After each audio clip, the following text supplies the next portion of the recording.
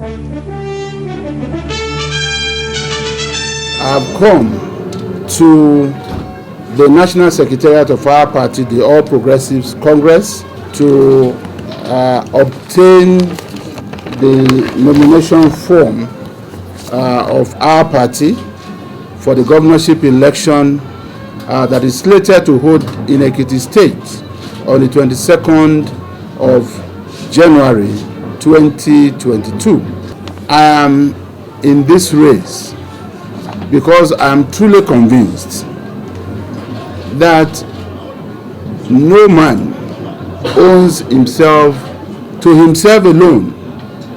But by my own philosophy, I believe that everyone owns himself partly to himself, partly to his family, partly to his community, partly to the society at large.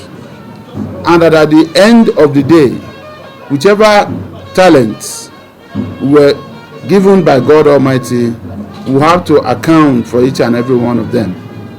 I've had privileges and opportunities. By the grace of God, I've had extreme and extended exposure in the three arms of government. One, as a solicitor and advocate of the Supreme Court of Nigeria, and as an attorney and counselor at law of the state of New York in the United States. And this, in the last 30 years, had given me an opportunity to network extensively within the judicial arm of government. And today, by the grace of God, I'm a member of the body of benchers, which is the highest decision-making organ of the legal profession. And of course, I've been privileged to serve as a principal functionary within the executive arm of government. I was in the cabinet of Lagos State for 11 and a half years under two governors, and that was an opportunity to operate and get a lot of exposure within the executive arm of government. I got elected into the House of Representatives in 2011, and today, by the grace of God, I'm a serving senator of the Federal Republic of Nigeria.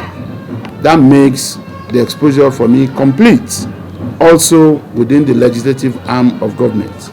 So, having traversed the three arms of government, I want to say, with due respect and with every sense of modesty, that I've got what it takes to lead a state like Ekiti in a time like this, when everyone who has a scientific understanding of what is wrong and what is to be done needs to come forward to present himself to the people. And I'm not contesting this election because I believe I'm the only one who can add value in Ekiti State. But I'm in this race because I'm convinced that more than anyone else, I know Ekiti like no one does, of all of us who so far have indicated interest in being governor in Ekiti State. And that I know the workings of government in the three arms of government like no one does among all of us who are aspiring, to be governor in Ekiti State. And I've also said I'm going to govern the state on the basis of a policy thrust from the heart and anchored on 5 cardinal areas. H, standing in for health and human services, because I believe that this is important and a sine qua non for human capital development. The E of the heart stands for education and economic prosperity through economic advancement of the state. The A in the heart will stand for agriculture and mineral development of the state, because that is supposed to be the mainstay of our economy, which had been abandoned over the years. Of course, the R in the heart will stand for rural and infrastructure development, which I also believe is something that is germane to any form of genuine development. And for the T, I talk about transformation of our youth and women, because I believe this is also cardinal to any kind of meaningful social development.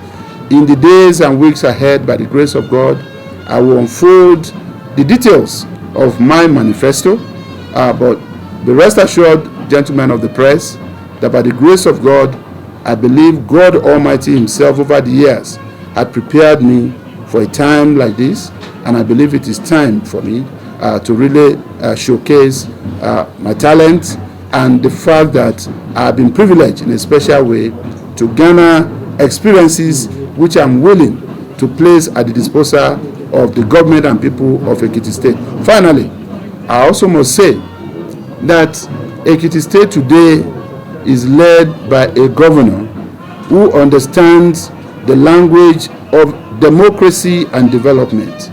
His Excellency Dr. John Kayode Fayemi, and his administration has done so well and so much for Ekiti State.